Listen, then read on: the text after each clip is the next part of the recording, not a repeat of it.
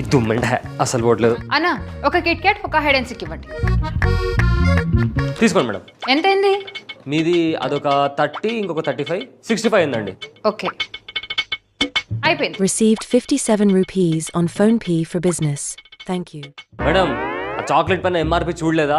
మొత్తం 65 రూపీస్ అండి. మీరేంటి 57 చేశారు?